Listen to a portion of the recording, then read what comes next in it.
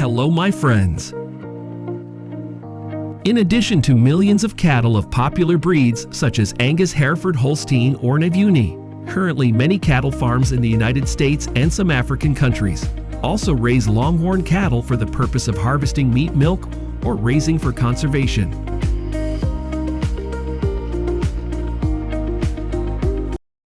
In recent years, the most famous Longhorn cattle breeds can be mentioned as the Angola cattle or Texas Longhorn.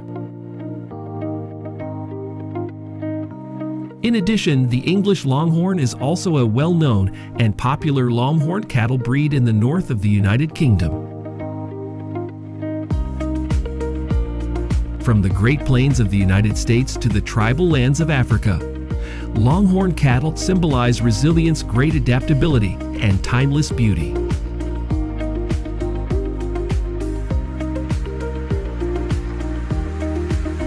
We are currently located in the western region of Uganda.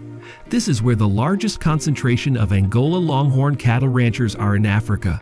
Like most other livestock lands in the world, each morning, these ain't-calling Longhorn cattle will be released from the barn and go into the pastures to feed freely.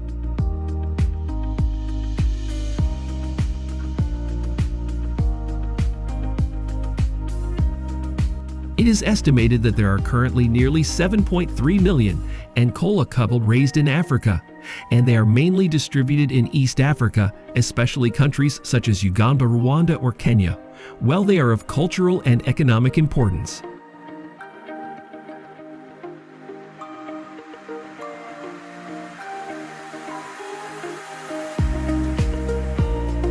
According to the grazing habits of farmers in East Africa, herds of dozens or even hundreds of individuals are usually only grazing pastures up to 3 miles from the farm. In addition to helping farmers easily control their livestock, another reason why herdsmen and their herds don't have to travel too far is because natural food sources in this area are abundant and readily available.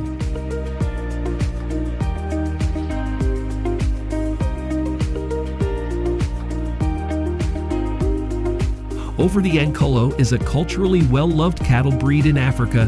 The Angola is not the continent's most popular cattle breed for decades.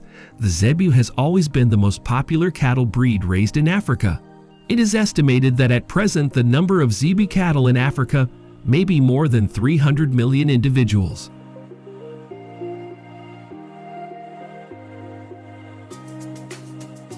Ankolo Longhorn cattle are common only in East Africa, and their name comes from the Ankolo, people and ethnic group living mainly in the western regions of Uganda and parts of Rwanda.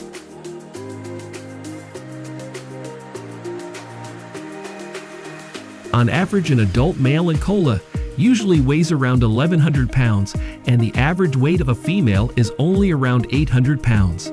Compared to Angus cattle raised in the United States, the weight of Angola Longhorn cattle is about 30% lighter.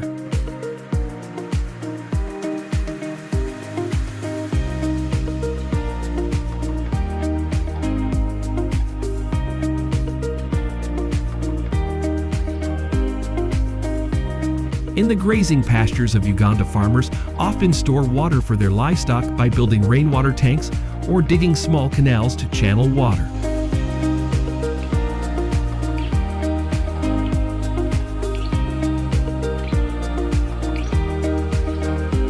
In the late afternoon, when the sun has gradually turned off, the Ankoli herds will be herded into the barn to rest. Because there are no predators around these farms, the construction of the barn is also done rather simply, and it does not have a roof. Most herders here just need a place to gather their herds close to where they live.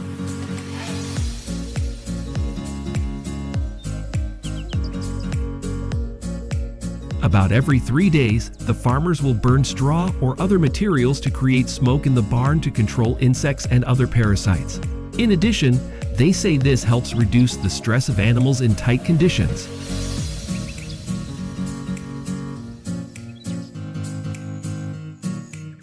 When the Ankolate Longhorn cattle are eligible for meat production, they are taken to cattle markets and then sold to slaughterhouses. It is estimated that 2.7 million Ankoli Longhorn cattle are slaughtered each year for their meat. More than 60% of these cattle are raised in the western regions of Uganda. We say goodbye to the plains of Africa now. We will go to several states in the United States to see how farmers here raise tens of thousands of Texas Longhorn cattle.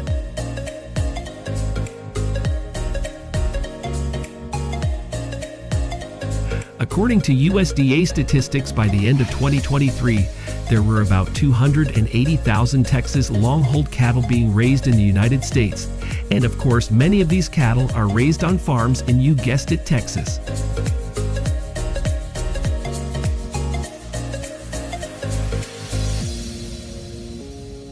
Like many other cattle breeds raised in the United States, Texas Longhorn cattle are raised for their meat and cross-breeding.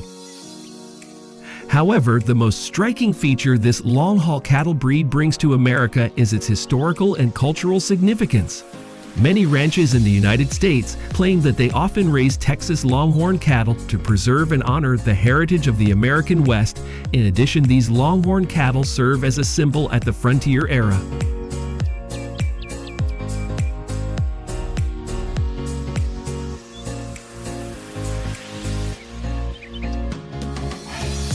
Only about 50,000 Texas Longhorn cattle are slaughtered in the United States.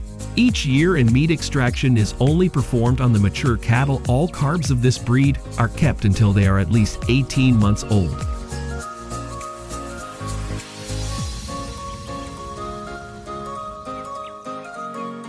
Currently, the ranch with the most Texas Longhorn cattle is a ranch in Hill County, Central Texas. This ranch has about 420 Longhorn cattle, and each year between 100 and 130 of these Texas Longhorns are sold for meat production and for entertainment or exhibition purposes. Which breed of Longhorn cattle are you most impressed with? Let me know what you think in the comments section of the video.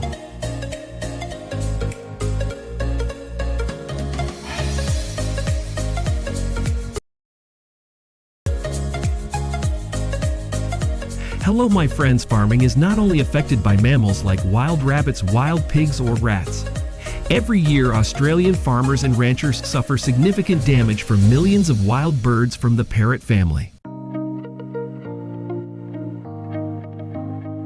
Currently, there are 56 species of parrots living in most areas of Australia, with an estimated number of more than 17 million individuals. Among them are the Gala cockatoo, the sulfur-crested cockatoo, a rainbow lorikeet, and the budgerigar, and these are some of the most popular parrot breeds on the continent.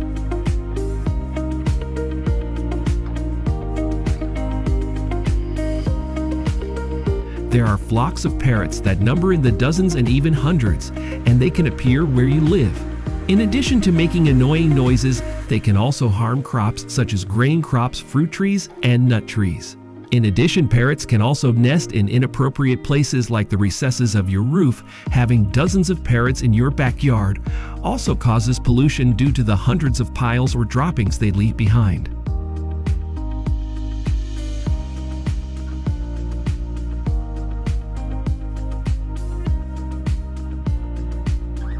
These aren't Gala cockatoos, they are believed to be the most numerous of all parrots living on mainland Australia.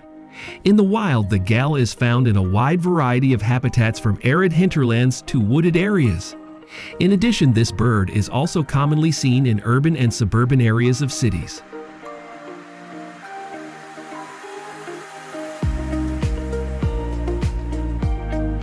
This is a cattle ranch in Merino County, southwest Queensland. Around this area is also a home to a flock of Gala cockatoos with a number of nearly 300.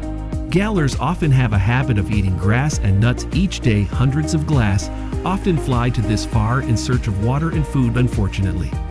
This is usually used for livestock and includes corn, as well as some other seeds. The appearance of these noisy birds causes a lot of discomfort to the people working on this cattle farm.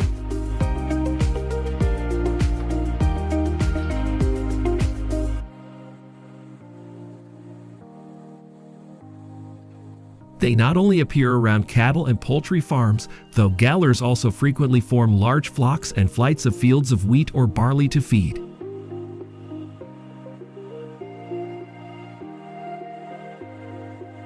Gallas are often attracted to crops that are in the milk or past stage. As soon as the seeding process is completed, these noisy birds may emerge to eat some kind of seed.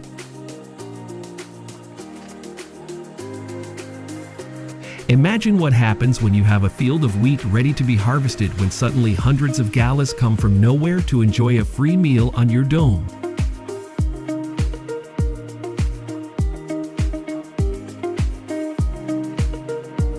In the northern parts of Australia, the breeding phase of the galla takes place from July to December each year, and in the southern regions, the breeding period for this bird usually lasts from February to July. During each breeding season of a cockatoo pair, usually only 2 to 3 eggs are successfully hatched. However, once a young bird is an adult, they can live up to 25 years in the wild or up to 70 years when kept as pets. If you start keeping a galla as a pet right now, chances are you'll be the one to say to this world sooner than your pet. It is estimated that there are more than 4 million gallas living in the entire territory of Australia. Each year, this noisy bird costs Australian grain farmers about $173 million in damage to their crops. To control the population of gallas, some localities in Australia have used measures such as culling or trapping. All controls must be in place in accordance with Australian wildlife laws to ensure that these birds are treated humanely. It is estimated that adopting measures to control the glass cost the Australian government nearly $4 million a year. If you're an Australian like me, tell us what negative impact the gallas have had on your life.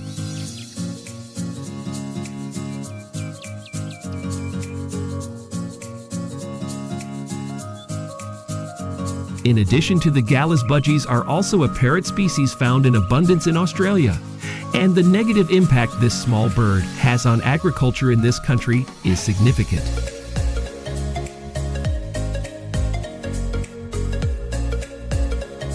In the wild, budgies usually live in flocks of about 100 individuals. However, the number of budgies in the flock can increase to several thousand after the rainy season ends.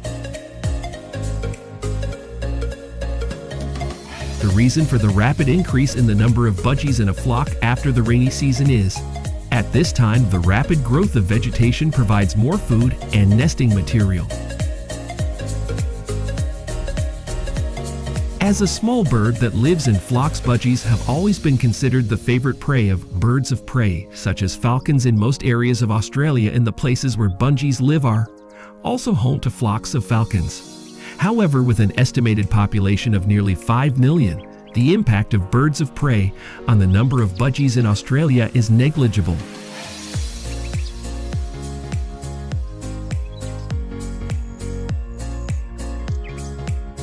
It is estimated that only about 1.3% of budgies in Australia die each year due to the impact of predators and other factors such as disease or hunting. In most areas of Australia, the breeding season for budgies usually lasts from September to February of the following year. However, this bird can also completely stop breeding for a year if the weather conditions are too dry or there is a lack of nesting material.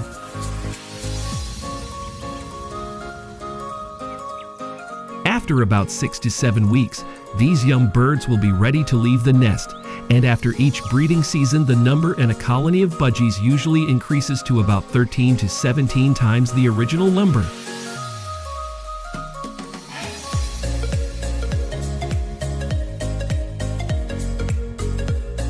Like most other parrot species in Australia, budgies also have a habit of eating nuts and grains. A flock of parrots with hundreds or even thousands of them will cause significant damage to fields of wheat or sorghum. They're about to enter the harvest period. In addition, fruit farms such as bananas or mangoes are also a favorite place for a flock of budgies.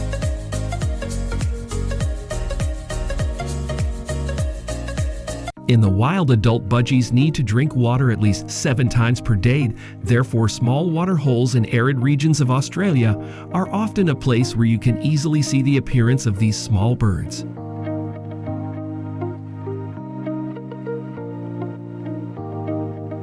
In some cases where budgies cause damage to crops or other resources, Australian landowners or agricultural authorities may take measures such as trapping, scaring, or shooting to control the populations.